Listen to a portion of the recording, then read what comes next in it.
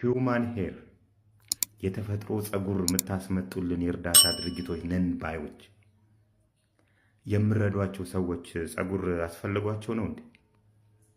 ውድ ውድ ሽቶዎችን፣ ጫማዎችን፣ አልባሳትን የምታስመጡልን ሰዎች አስፈልጓቸው ነው ለነዛ ሰዎች? መልሱልና፣ አሁን መልሱልን እስቲ። ኢትዮጵያ ውስጥ ያሉ ተረጂዎች በብዛት የሚያስፈልጋቸው ምግብ ነው። ቀጥሎ መድኃኒትና የሕክምና ቁሳቁስ ነው። በዚህ ምክንያት መንግስት ህጋዊ ፍቃድ ላላቸው የእርዳታ ድርጅቶች የቀረጥ ነፃ መብትን ፈቅዷል። እናንተ ግን የምታስመጡልን ሽቶ ነው፣ ጫማ ነው። ከዚህ በፊት እኮ ራሱን የደሃ አባት ያስባለ ሰሞኑን እዚህ ቲክቶክ አካባቢ ሲያስለቅስ የነበረ በግድ እንዲያለቅሱ የተደረጉ ይሄ ሰው ጫማ ሲሸጥ ተገኝቷል እኮ።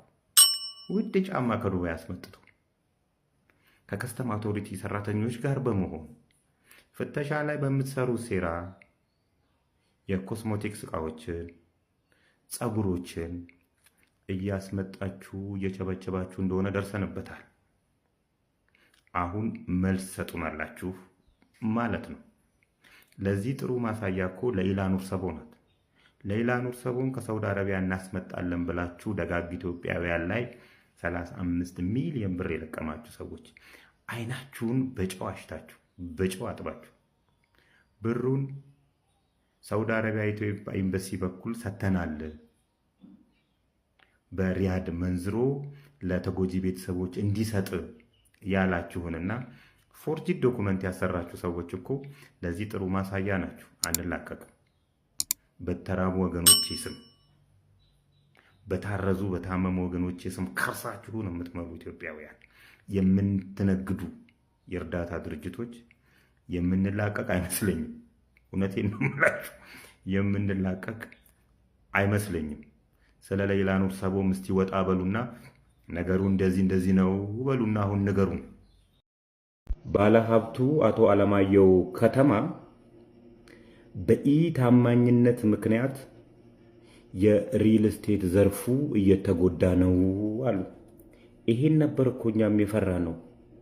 ለረጅም ጊዜ በታማኝነት በዚህ ኢንዱስትሪ ውስጥ የቆዩ እነ ሰንሻይን፣ እነ ጊፍት፣ እነ ሀያት ራሱ አለማየሁ ከተማ ሲዲሲን ያለማ ነው። እንግዲህ ሲዲሲ ያንን የመሰለ እንትን አንዲት ኮሽ ሳይል ያለሙ ባለሀብቶች፣ ካምፓኒዎች ይሄ ዘርፍ ይሄን ያህል ኢታማኝነት ይሄን ያህል ሲያንገበግበው ለምን ዝም አሉ ነው። ተመልሰው ራሳቸውን ጭምር ነው የሚጎዳው። ለረጅም ጊዜ ያካበቱትን ብራንድ በዚህ ደረጃ አሁን መጥተው ፕሮፐርቲ ነን ሰርተን እንሰጣለን ወዲህ በሉ የሚሉትን ሰዎች ለምን ዝም አሉ? ለምን ማህበር መስርተው አልተከላከሉትም? እነሱም ብቻ አይደለም የሚጎዳው፣ በታማኝነት ወደ ኢንዱስትሪው ሊመጡ ያሰቡ ባለ ሀብቶችን ጭምር አዝንላቸዋለሁ ስል ነበር። ይሄው ደረሰ። እነሱም ብቻ አይደለም፣ እነዚህ መኪና እናስመጣላችኋለን የሚሉ እነዚህ የህብረተሰብን ብር በመብላት የማይጠረቁ ሰዎች መብላታቸው ብቻ አይደለም ትልቁ ጉዳቱ። ወደዚህ ኢንዱስትሪ ውስጥ በታማኝነት ለመግባት ያሰበ ባለሀብት ታማኝነቱን ኦልሬዲ አጥቶታል። በቀላሉ ፔኔትሬት አድርጎ የሰውን ልብ ማግኘት አይችልም። የከስተመርን ታማኝነት ማግኘት አይችልም። ቢኮዝ እነዚህ ሰዎች አበላሽተውታል። እንግዲህ በአሁን ላይ በሪል ስቴት ዘርፉ ከፍተኛ የሆነ የመኒ ላውንደሪ የገንዘብ አጠባ ቦታ ሆኗል። የመኪና እናስመጣላችኋለን ገንዘብ አጠባ ነው እየተሰራ ያለው፣ አራጣ ነው እየተሰራበት ያለው። ኢንዱስትሪውም ይሄ ሪል ስቴቱም በዚህ ደረጃ ነው እንትን እያለ ያለው እየወረደ ያለው። ነገ ዜሮ ሊገባ ሁላ ይችላል። መንቃታችሁ ጥሩ ነው። በተለይ እዚች ሀገር ላይ የሪል ስቴት ዘርፍን አምጥታችሁ ያለማመዳችሁ እንደነ ሀያት፣ እንደነ ሰንሻይን፣ እንደነ ግፍት ያላችሁ ዝም በቀላሉ ለምን ይሄንን እንትን ታጥቷላችሁ? ይሄን ብራንድ ታጥቷላችሁ? አሁንም በማህበር መደራጀታችሁ ቆንጆ ነው እና ጠንከራችሁ መቀጠል አለባችሁ፣ መውጣት አለባቸው ነው። ኤላ አውቶ የተባለው ካምፓኒ በራሱ የሶሻል ሚዲያ ገጾች ላይ ይሄንን ጽፎ አየነው። ሲጠቃለል እንዲህ ይላል። የዛሬ 5 ዓመት ገደማ መኪና ያስመጣልኛል ብላችሁ ብር የሰጣችሁኝ ኢትዮጵያውያን የላዳ ባለ ንብረቶች ጊዜው በማይታወቅበት ወቅት ውስጥ መኪና ሰጣችኋለሁ ወይን ብራችሁ መልስላችኋለሁ እያለን ያለው። እዚህ አካባቢ እንግዲህ የሶሻል ሚዲያ ግፊቱ ጨምሯል። የዛሬ 5 ዓመት እንደሚታወቀው የላዳ ባለ ንብረቶች በሰላም በተቀመጡበት የአዲስ አበባ ከተማ አስተዳደር ትራንስፖርት ቢሮ ላዳችሁን አንጡና ብር ጨምራችሁ አድስላችኋለሁ፣ አዲስ መኪና አስመጣላችኋለሁ ብሎ ነካክቷቸው በሰላም በተቀመጡበት እነሱም እሱን አምነው ለኤላ አውቶ ታክሲዬ በሚባል ማህበር ወይም ደግሞ ድርጅት አማካኝነት መኪና ሊመጣላቸው ብራቸውን አስረከቡ። ይኸው ዛሬ 5 ዓመት ነው።